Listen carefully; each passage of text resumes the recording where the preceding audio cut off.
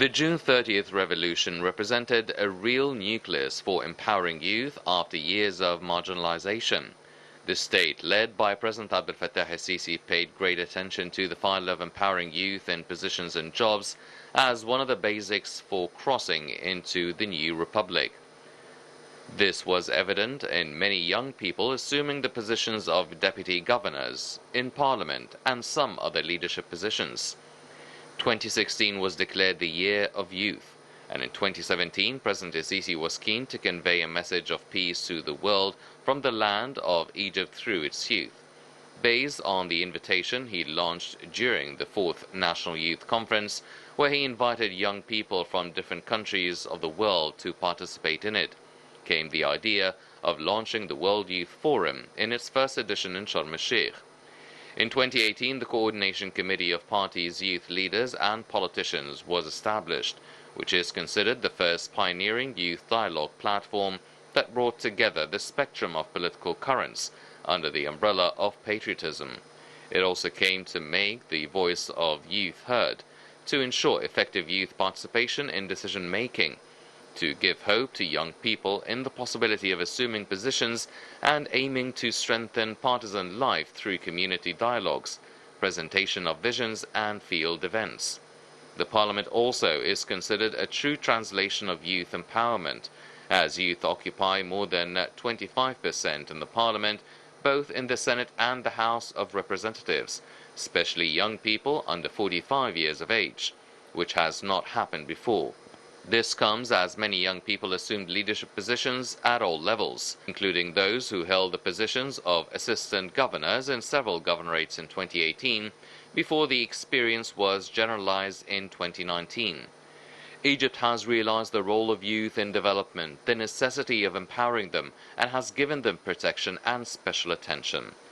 This was evident in the 2014 constitutional document, as Chapter 3 of the Egyptian Constitution stipulated in Article 82 that the state guarantees the care of youth and works to discover their talents and develop their cultural and scientific, psychological, physical, and creative capabilities, encourage them to collective and voluntary work, and enable them to participate in public life.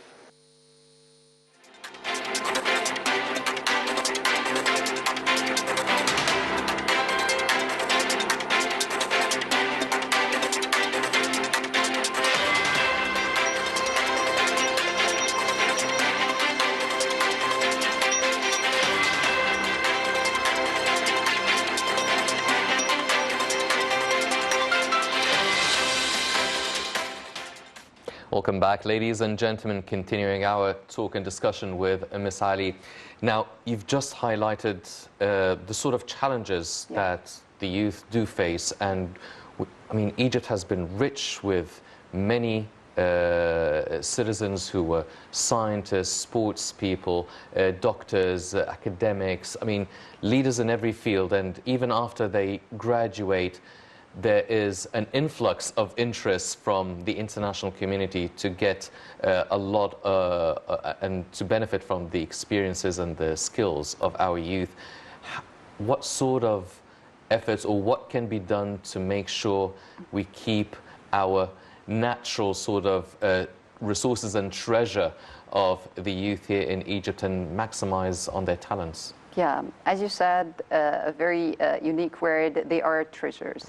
They are considered a great and unique treasure that we have to highlight their abilities. And by this need, and through this need, the Mr. President el-Sisi have launched a very important initiative, which is called the Supreme National Council for Education and Training. This is also, or especially, taking the priority for these talented youth, for all sectors, all kinds, all stages, to taking care of them, to foster and evolve their abilities for all types, whatever it's physically, educationally, and in the all life sectors, taking care of these youth.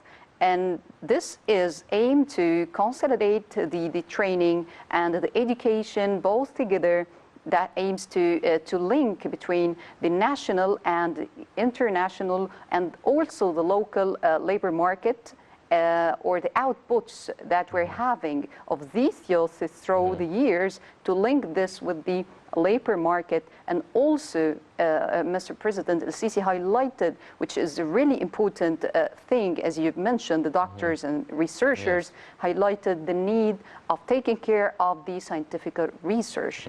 Yes. Ms. Ali, now also you pointed out to the role being played by the women and the young girls.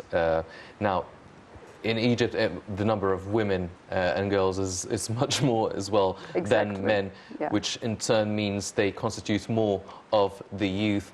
Now they have been getting a lot of attention, a lot of efforts by the government, and also they are starting to realize how big of a drive they could be for the Egyptian economy, now with a special focus on small and medium enterprises, knowing that they can be the breadwinners of the family, even the single mothers, even starting from the educational process. The efforts being exerted for especially the women and the mothers and the young girls as well. Can you highlight some of these efforts for us? Yeah, exactly. No one can deny that women has taken a very huge attention from the government and from President Al-Sisi as well. And by talking about the breadwinners and the single mothers and all these sorts of women, there is a huge initiative, it's called Decent Life, that is supporting these women. And we have seen many initiatives that are supporting sub-initiatives under the umbrella of Decent Life are supporting women so much. And on the other hand, we're having the well-educated women and the graduated higher education and so on. The NTA, or the National Training Academy, are supporting them by giving them a unique and special programs only for women. Some programs for the executive women in the governmental sector and the private sector as well. And also, there is a program that have launched recently for all the women with higher level education or graduated having a certificate. They can check the National Training Academy website and they can just join the program.